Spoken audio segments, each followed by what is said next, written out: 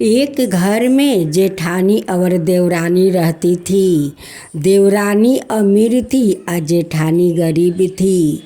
जेठानी शिव गुरु का चर्चा करती थी। वो बहुत धार्मिक थी। वो पूजा पाठ सब करती थी। लेकिन देवरानी कोई धर्म नहीं करती थी। उनकी धन का अहंकार था। वो कहती थी कि मैं क्यों जाऊं धर्म करने, क्यों जाऊं पूजा करने, मेरा घर में तो सब कुछ भरा हुआ है। वो शिव चर्चा करने से वो शिव का घर में धन भर देंगे। अगर हम लोग मेहनत नहीं करेंगे, हम लोग मेहनत करते हैं तभी तो घर में धन आता है। वो शिव चर्चा करने से घर में धन नहीं आता है। ऐसे ऐसे देवरानी बात बोलती थी, अपना जेठानी को सुनाती थी। जेठानी उनकी बात को कभी जवाब नहीं देती थी। वो सुनकर रह जाती थी।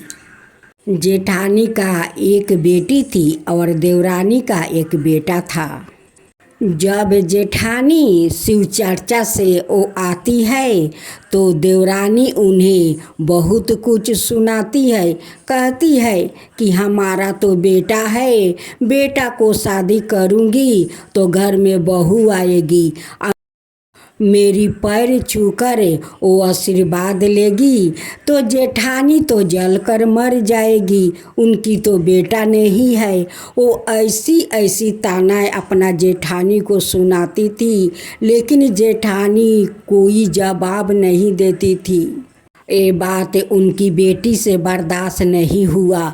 एक दिन वो जवाब देती है कि मेरी माँ जब मेरी विवाह करेगी, घर में दामाद आएगा तो दामाद अपना सासू माँ का पैर छुएगा तो तू जल कर मर जाएगी। जेठानी बहुत तकलीफ में थी, लेकिन उनका मुख पर हमेशा हंसी रहता था। वो कभी शिव गुरु का चर्चा नहीं छोड़ती थी। उनका भरोसा था कि शिव गुरु एक दिन ना एक दिन मुझे ज़रूर कुछ धन देंगे और मेरा बेटी को विवाह भी हो जाएगा। जेठानी अपना बेटी के लिए वो घर बार ढूंढती थी, लेकिन उनकी गरीबी के कारण कोई उनकी बेटी से शादी करना नहीं चाहते थे। जेठानी का बेटी का जवाब से वो देवरानी बहुत क्रोधित थी। वो मने मने सोचती थी कि कभी ये छोकरिया का माँ कभी मुझे जवाब नहीं दिया, लेकिन ये छोकरिया तो मुझे जवाब देती है। एक दिन देवरानी सोचती है कि क्यों ना इस लड़की को मैं विष खिला दूं, ये मर जाएगी तो कभी मुझे ये जवाब नहीं देगी। यही सोचकर वो मौका देख रही थी। एक दिन जेठानी चर्चा में चली जाती है और उनकी बेटी घर में अकेली थी। उस दिन वो खीर बनाई। खीर में वो विष डाल दी और बड़ा प्रेम से जाकर कहती है कि बेटी ये खीर के खा ले, तेरी माँ के पास तो इतना भी पैसा नहीं है कि तुझे वो खीर बनाकर खिलाएगी। ले, मैं बड़े प्रेम से तुझे आज खीर देती हूँ, इस खीर को खा ले, देख कितना स्वादिष्ट है। वो लड़की मन में कुछ नहीं सोची और उस खीर को ले जाकर एक ऊंचे स्थान पर रख देती है कि मैं थोड़ा काम कर लूं तब जाकर वो खीर के खाऊंगी।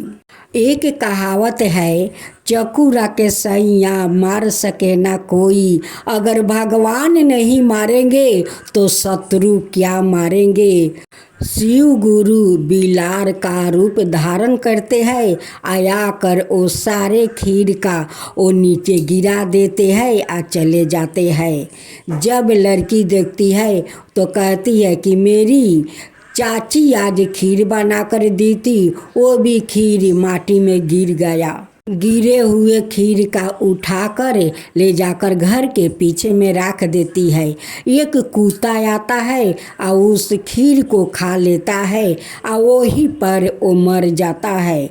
जब उनकी माँ चर्चा से आती है शाम को तो देखती है कि घर के पीछे एक कुत्ता मारा हुआ पड़ा है। मुनि का माँ कहती है कि बेटी, घर के पीछे एक कुत्ता मारा हुआ पड़ा है। उनकी बेटी जाकर देखती है, कहती है कि यहाँ पर तो मैं खीर रखा था, चाची मुझे आज खीर दी थी कि ले खीर खा ले। तेरे माँ के पास तो पैसा नहीं है कि तुझे वो खीर बनाकर खिलाएगी, उसलिए चाची दे गई। मैं ले जाकर वहाँ टेबल पर रख दिया, कैसे न कैसे टेबल से खीर नीचे गिर गया। उसी खीर को मैं यहाँ पर रखा था, वही खीर खाकर कुत्ता मर गया। अब तो मुनि के माँ अपना छाती पीटने लगी कि आज एक खीर मेरे बेटी खा लेती तो ये मर जाती।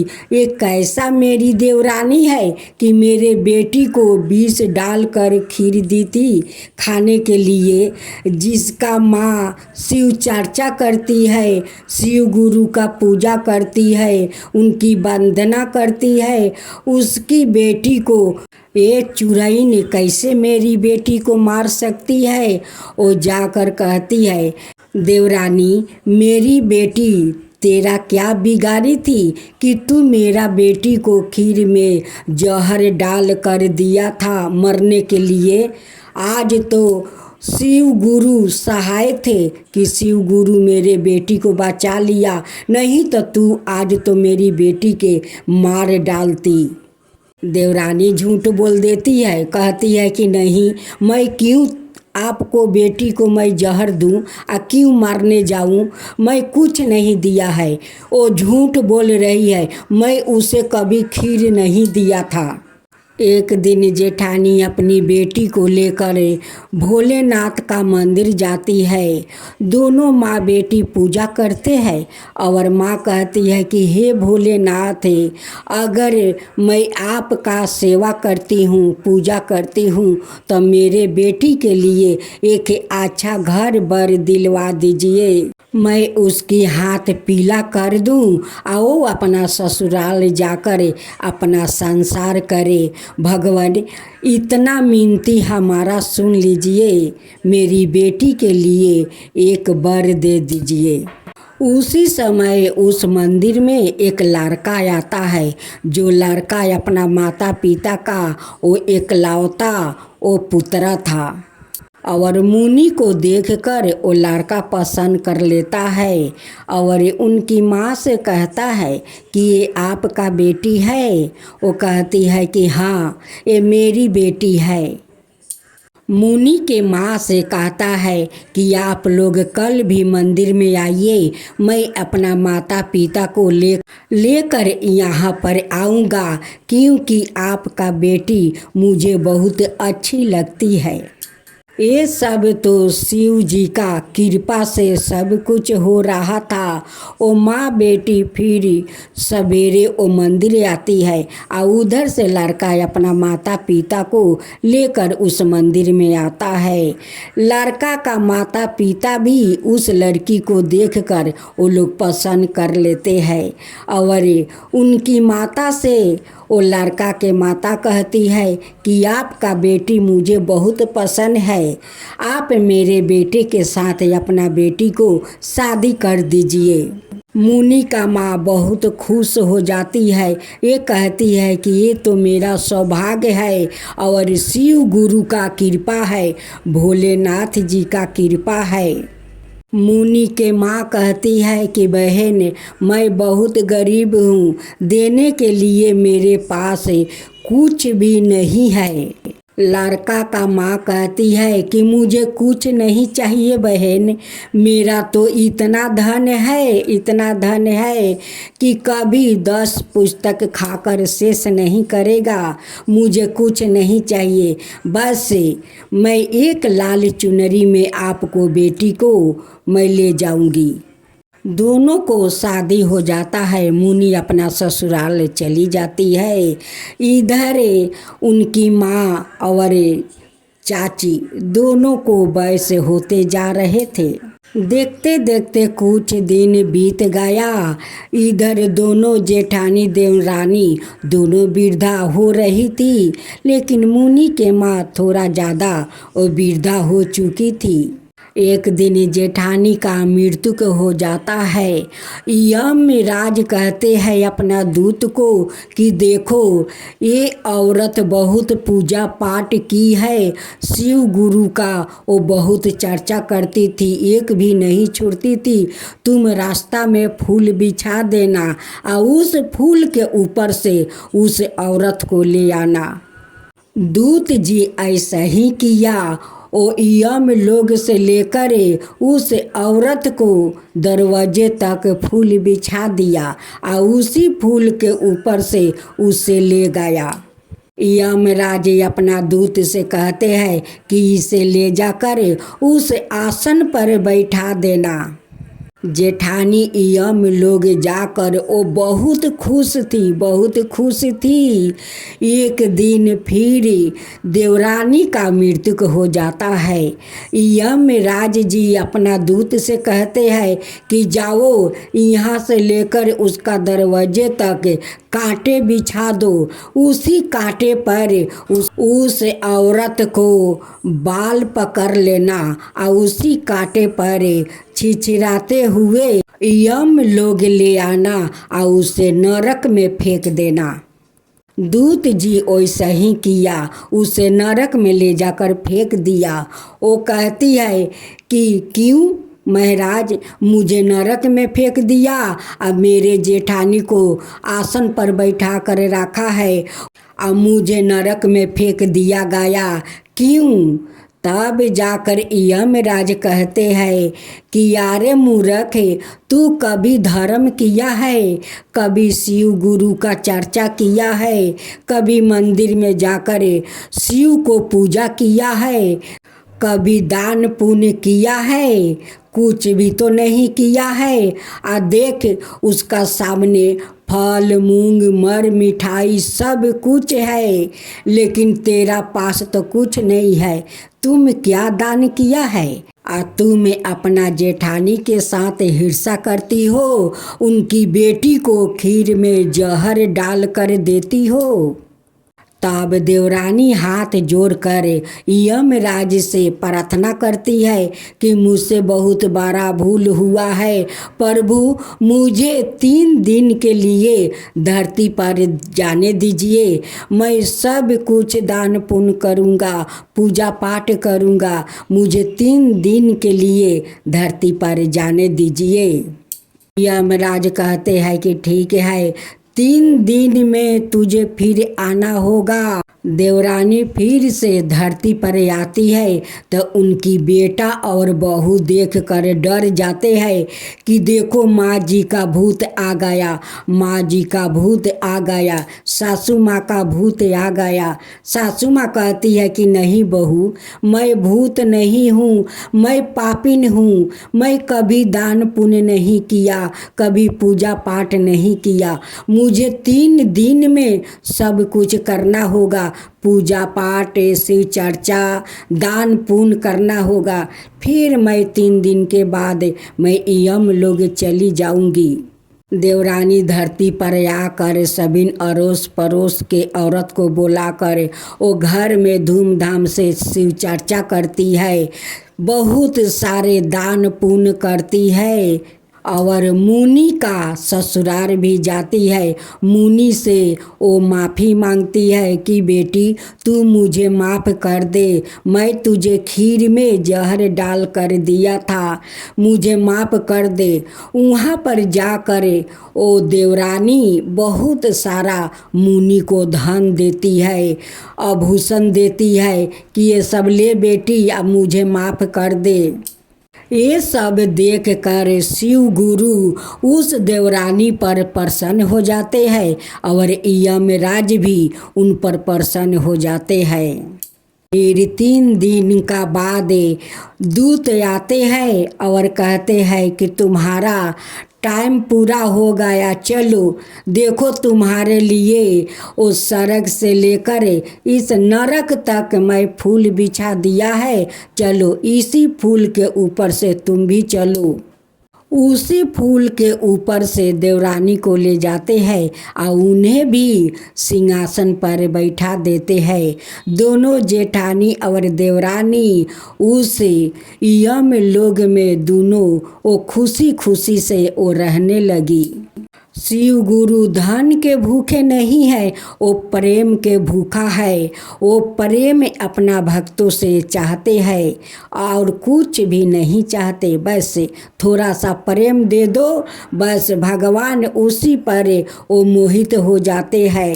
तो भगवान ऐसे ही होते हैं। हे शिव गुरु, जैसे जेठानी देवरानी पर किया वैसा ही सब पर करना, वैसा ही सब पर कृपा करना। हे शिव गुरु, हे भोले दानी, हे दानी के दानी महादेव, सब पर वैसा ही कृपा करना। शिव गुरु के जय हो, शिव गुरु की जय हो, महादेव जी की जय हो, भोलेनाथ जी की जय हो।